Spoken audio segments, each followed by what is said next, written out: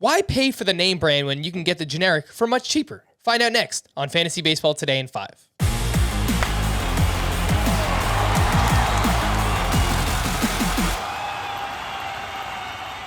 Welcome into FBT in 5. As always, make sure to follow and stream us on Spotify. Today is Saturday, March 5th. I am Frank Stanfield, joined by Chris Towers. And Chris wrote an article on the site, Why Draft the Earlier Player When You Can Get Similar Production Later On? And we'll start with Wander Franco, who's got an ADP of 54.9, and you can get Ketel Marte at 81.9. Chris, what's the difference? Why pay up? Well, Wander Franco's younger. And so there's always the intrigue of the young guy, and there's the potential for some speed, but I actually don't think Wander Franco is going to be much of a base stealer. So I think him and Ketel Marte are probably going to be pretty similar there. And look, Wander Franco was awesome. As a 20-year-old, he was 27% better than the league average hitter.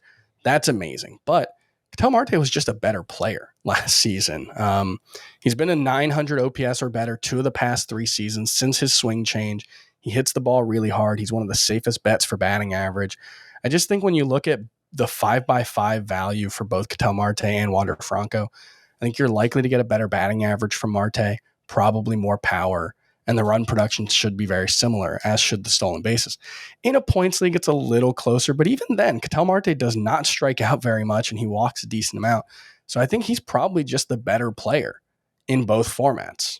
Yeah, I would rather have Wander Franco over Ketel Marte in a points league, but I think that's more about Ketel Marte just being undervalued in both formats. And I think there's Wander Franco could be anything, and he's such a talented player that you don't want to miss out on like a Juan Soto-esque leap. But it's worth remembering that Ketel Marte in 2019 was one of the best players in fantasy. He was a first-round value that season, so I don't think there's a lack of upside there either. Right. Let's move on to the next one, Chris. You have nearly a 100-spot difference in ADP. Why draft Randy Arozarena at 59.1 when you can get Akil Baddoo at 158.2?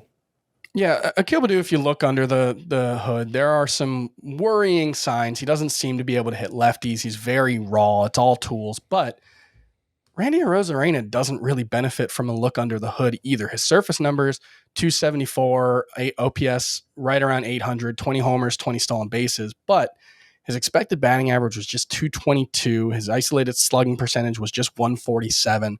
Both of those, I mean, obviously 222 average, even in today's game, is very bad. But a 147 isolated slugging would be below average as well. And so you're looking at a guy who 20 homers might be an optimistic projection. 20 steals, that's probably okay, but he might be an active detriment in batting average. He might not score a lot of runs or get a lot of RBI. And it's the Rays. He could lose his spot in the order. Akil Baddoo is a very raw player who made the leap from high A to the majors and held his own for the most part. He crushed righties, 82nd percentile in max exit velocity, 91st percentile in sprint speed. He's got that same power speed combination that Randy Arozarena does. I'm not saying he's going to be better or as good because the platoon splits may limit his counting stats and that's a concern, but it also wouldn't be surprising if Akil Baddoo just put up very similar numbers to Randy Arozarena. This is mostly about not being interested in Arozarena as a 5th-round pick. All right, let's move on to our last one here. And this one's interesting because I really like both players. There probably shouldn't be this much of a disparity. Jared Kelenic at pick 133.8 versus Joe Adell at pick 229.3. Chris, I think my question to you is, why not both? Well, yeah, absolutely both. But I think the problem is that Jared Kelenic is this big-name prospect who got called up last season and was awful. He had a 181 average, a 265 on base, 350 slug. He wasn't particularly good at anything. And that was with a pretty good September that buoyed his numbers. So he was just about as bad as you could expect for a minor league player. Now, it's worth pointing out, Joe Adell was worse. In his career, he has a 593 OPS compared to a 615 OPS for Jared Kelenic. So I guess if you want to make that argument, Jared Kelenic has been better in the majors than Joe Adell. But they've both had big struggles making contact, 31.9% strikeout rate in the majors for Joe Adell versus 28% in Jared Kelenic's case. But they've also both crushed it in the minors. Last season at AAA, Joe Adell just hit 289 with a 592 slugging percentage, a 45 homer, 15 steal pace. So I just think there's not much of a difference between them, both in terms of their prospect rankings. We're talking about two of the best prospects of the last few years, Joe Adell.